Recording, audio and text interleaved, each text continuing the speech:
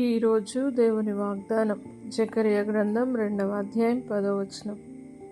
సియోను నివాసులారా, నేను వచ్చి మీ మధ్యను నివాసము చేతును, సంతోషముగా నుండి పాటలు పాడుడి. ఇదే యెహోవా వాక్కు. నా ప్రియ సహోదరి సహోదరులారా, దేవుడి రోజు మీతో వాగ్దానం చేస్తూ ఉన్నాడు. సియోను నివాసులారా, నేను వచ్చి మీ మధ్య నివాసము చేతును. కాబట్టి సంతోషముగా నుండి పాటలు పాడుచు దేవుని స్తుతించండి అని దేవుని వాక్కు సెలవిస్తున్న ప్రకారంగా దేవుని సన్నిధిలోనికి మీరు వచ్చినట్లయితే, సియోనులోనికి మీరు వచ్చినట్లయితే, ఆయన మందిరంలోనికి వచ్చినట్లయితే, ఆయన మీతో నివాసం చేయడానికి దేవుడు సిద్ధపడుతూ ఉన్నాడు. సంతోషముగా పాటలు పాడుచు ఆయన సన్నిధిలోనికి రండి. దేవుని సన్నిధిని అనుభవించండి.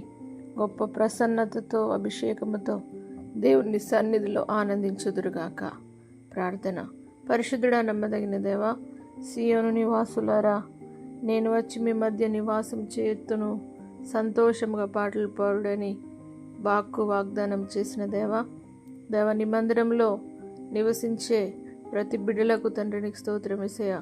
సంతోషమును, ఉల్లాసమును, దేవాని స్తోత్రం, ఆనందమును మీరు అనుగ్రహించి, నీ శక్తిని విడుదల చేసి, అద్భుత కార్యాలు జరిగించి, నీ సాక్షిగా మీరు వాడుకోమని పరిశుద్ధాత్మదేవా మీరే బలపరిచి, జయమునిచ్చి, ప్రతి ఒక్కరిని మందిరంలో నుండి గొప్ప సంతోషంతో, ఉల్లాసముతో, దేవాని స్తోత్రమేసే నీ మందిరంలో ఉన్న సమృద్ధి ద్వారా ఆనందించి, ప్రతి ఒక్కరిని మందిరంలో నుండి దేవాని స్తోత్రం ప్రతి ఒక్కరిని ఆశీర్వదించమని యేసు పరిశుద్ధ నామమును బట్టి అడిగి వేడుకుంటున్నాము తండ్రి.